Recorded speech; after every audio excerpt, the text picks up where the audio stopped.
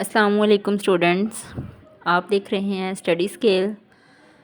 तो जैसा कि हमने ग्रामर सीरीज़ स्टार्ट की थी और लास्ट लेक्चर में हम लोगों ने सेंटेंस और उसकी टाइप्स के बारे में पढ़ा था, तो आज का लेक्चर हमारा होगा नाउन और उसकी टाइप्स के बारे में।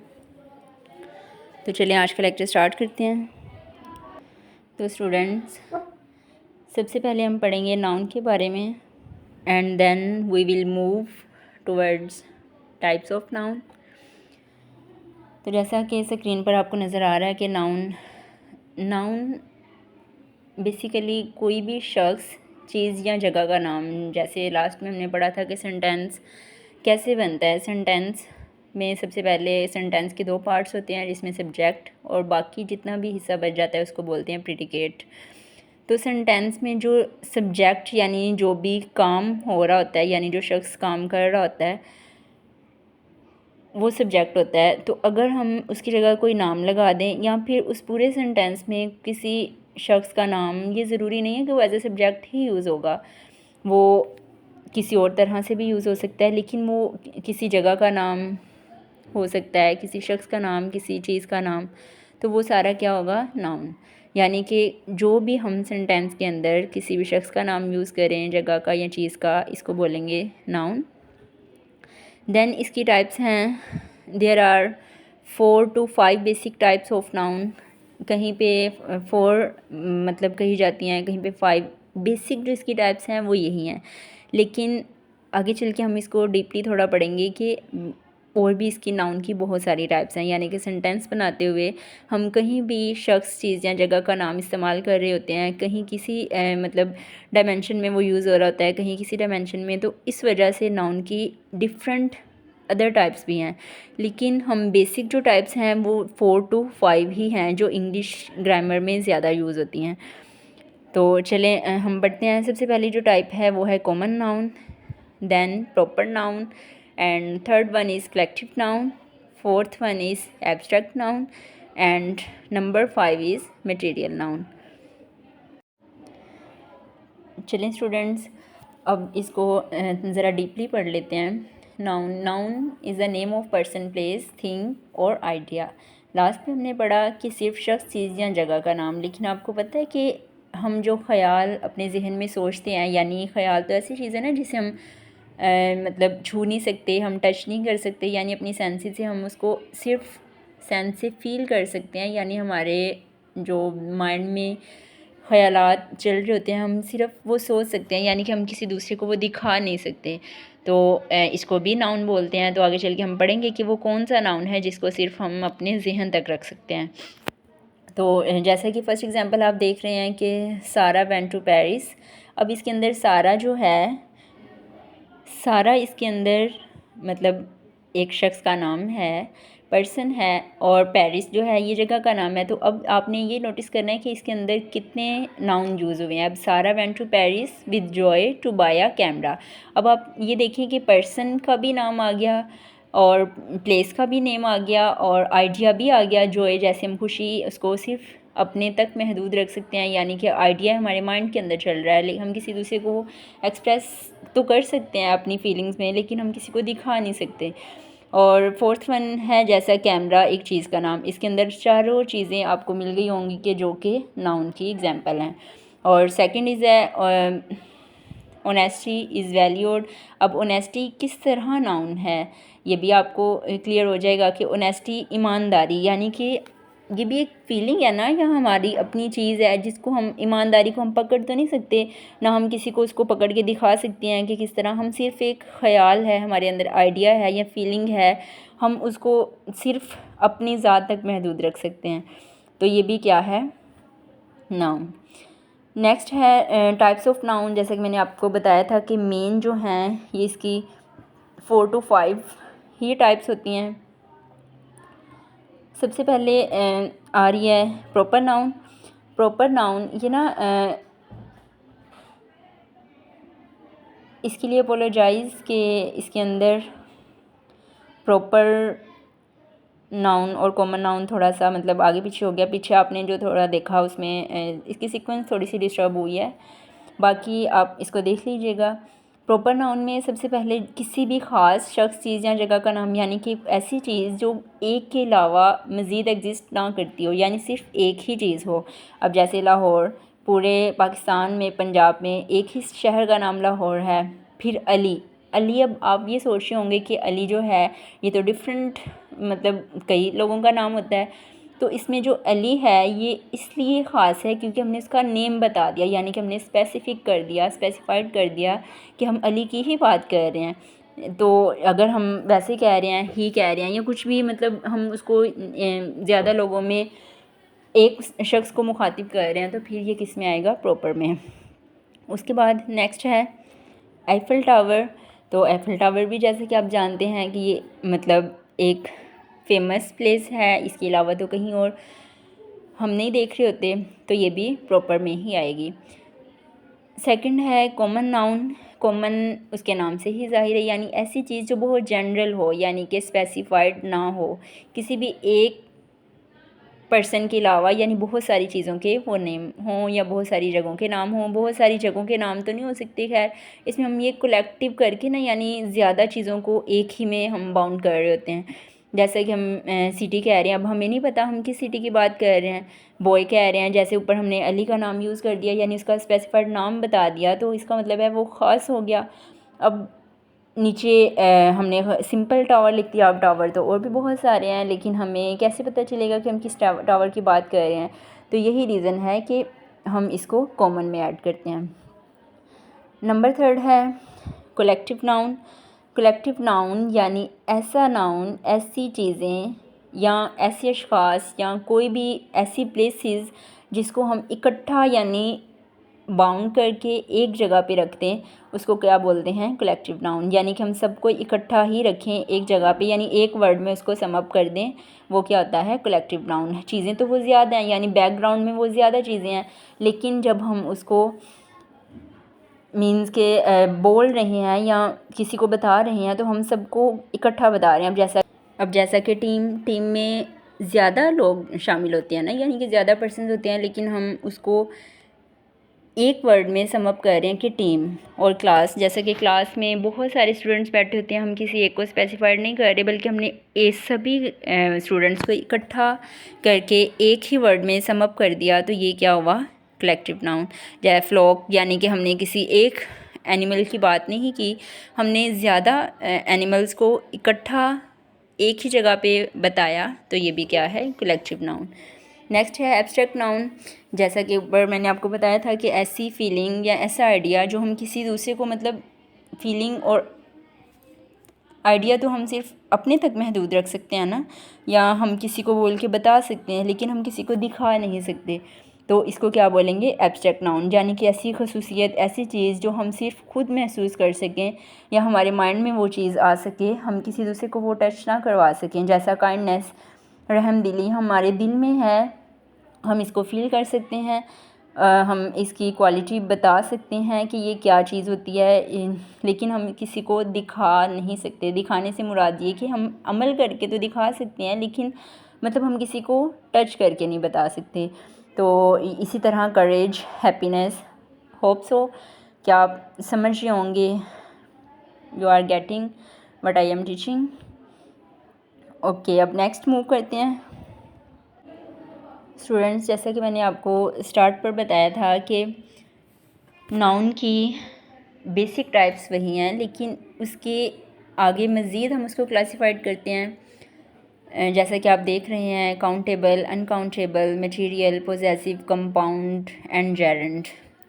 तो नाउन कैसे बनता है, ये स्टार्ट पर हमने बताया था कि नाउन होता क्या, लेकिन जो बेसिक सेंटेंस के अंदर एक मतलब बेसिक चीज़ होती है, वो नाउन के बगैर कंप्लीट नहीं होती। यानी कि हम जिस तरह पीछे बताया था कि सब्जेक्ट के बगैर हमारा सेंटेंस कंप्लीट नहीं होता, तो सब्जेक्ट में भी कहीं ना कहीं नाउन ही यूज़ हो रहा होता है। तो ये आपने इस चीज़ को क्लियर करना है कि अकॉर्डिंग टू ग्रामर हम लोग इसको डिफरेंट, यानी पार्ट्स ऑफ स्पीच के लिहाज से हम इसी ग्रामर को कुछ और नाम देते हैं, फिर हम उसको मज़ीद जब क्लासिफाइड करते हैं उसी टाइप्स को, उन्हीं टाइप्स को, तो तब हम कोई और नाम देते हैं। यानी कि अगर अकॉर्डिंग टू टेंस, यानी हम टेंसेस जब बना रहे होते हैं, सेंटेंस बनाते हैं, तो किस तरह उसको क्लासिफाइड किया जाता है वो। अब जैसा कि आप यहाँ देख रहे हैं कि बुक जो है, जैसे हमने पीछे पढ़ा था कि अगर हम स्पेसिफाइड नाम दे देंगे तो वो क्या होगा, प्रॉपर नाउन, और अगर हम स्पेसिफाइड उसको नहीं किया, हमने सिंपल जनरल में रहने दिया, तो फिर वो क्या होगा, कॉमन नाउन। अब जो बुक है, बुक मैं आपको बता रही हूँ कि काउंटेबल। अब आपने यहाँ कन्फ्यूज़ नहीं होना, बुक जो है ये कॉमन नाउन भी है, क्योंकि हम यहाँ पे किसी ख़ास किताब की, इंग्लिश की बुक की या कुरान पाक की या किसी भी और बुक की बात नहीं कर रहे, हम सिंपल बुक की बात कर रहे हैं। तो सबसे पहले ये क्या है, कॉमन नाउन, यानी कि जो मेन टाइप है उसकी, वो क्या है, कॉमन नाउन। अब पेन भी हम किसी ख़ास पेन की बात नहीं कर रहे, सिर्फ पेन, यानी किसी पेन का नेम हमने नहीं बताया, $7 या पियानो, सिर्फ हम कह रहे हैं पेन। तो ये सबसे पहले एक किस स्टेप में, किस काइंड में इन्वॉल्व होगी, कॉमन नाउन में।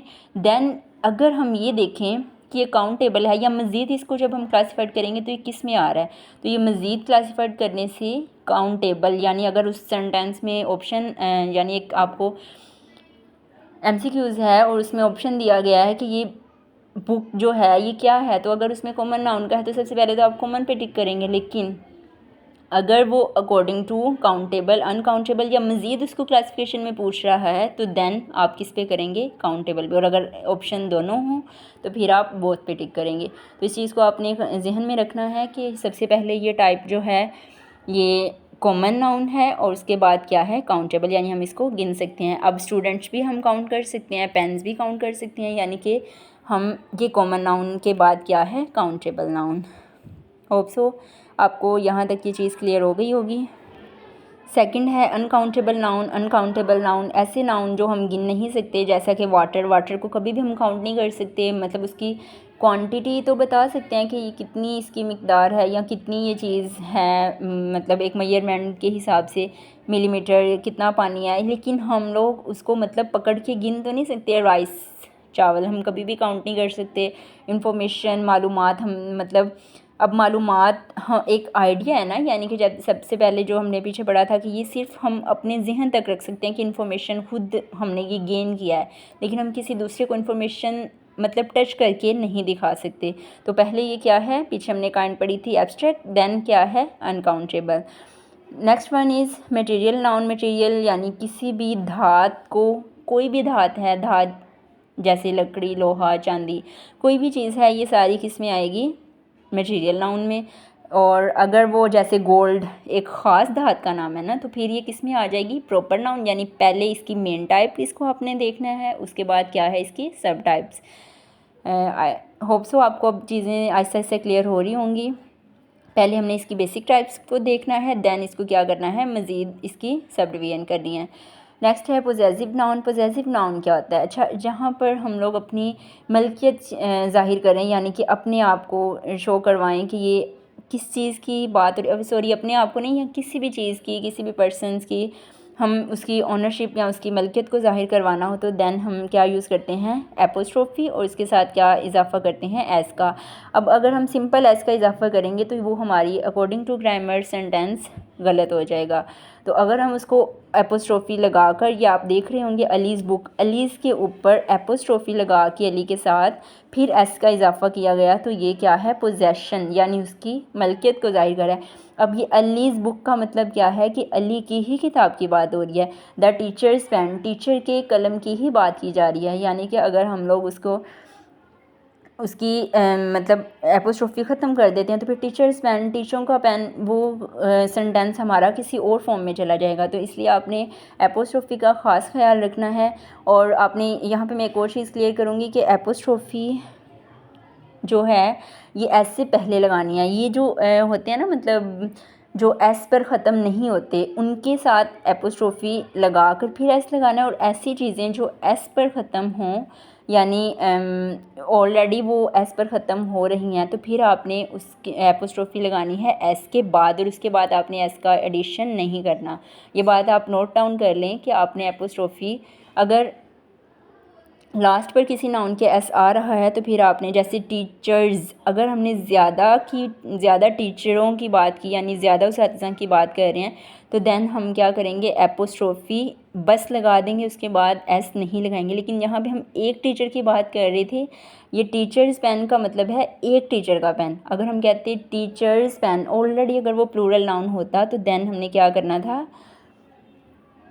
कोमा वो जो एपोस्ट्रोफी है वो एस के ऊपर बस लगा देनी थी, एस से पहले नहीं लगानी थी। होप सो आपको ये चीज़ यहाँ पे क्लियर हुई होगी। अगर किसी स्टूडेंट को क्लियर ना हो तो वो कमेंट सेक्शन में अगेन पूछ ले। और अच्छा, यहाँ पर मेरे माइंड में एक एग्जांपल आ रही है कि जैसा हम ये कहते हैं कि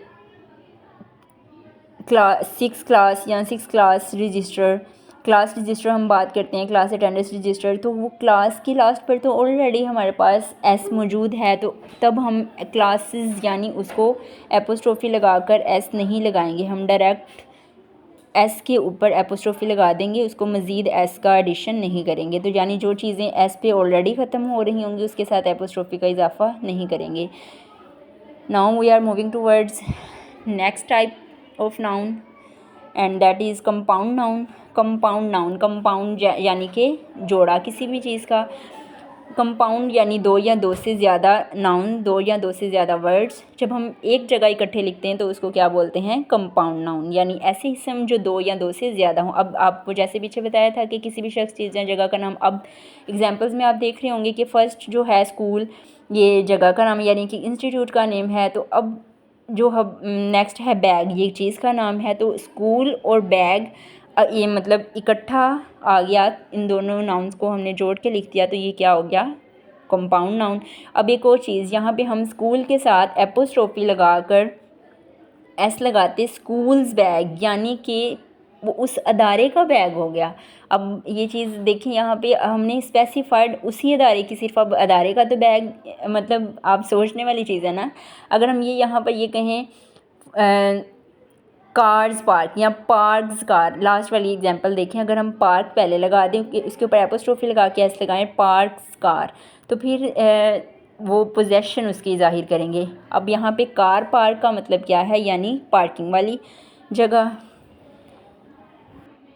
अब नेक्स्ट हमारी जो लास्ट हमारा नाउन की जो टाइप है हमारे, वो है जेरेंड नाउन। जेरेंड नाउन ऐसे नाउन हैं जिनकी एंडिंग हमेशा आईएनजी से हो। जैसे कि आप टेंसेस में जानते होंगे कि जहाँ पर भी हम आईएनजी वाला टेंस यूज़ करते हैं तो वो हमेशा कंटिन्यू का टेंस होता है, यानी कि वो चीज़ हमारी अभी जारी होती है। अब रीड जो है वो सिंपल तो क्या है? वर्ब है, यानी काम किया जा रहा है, जो भी सेंटेंस के अंदर काम हो रहा है। तो अब स्विमिंग आईएनजी, यानी कि रीड असल फॉर्म जो है वो क्या है? First form read, swim and right.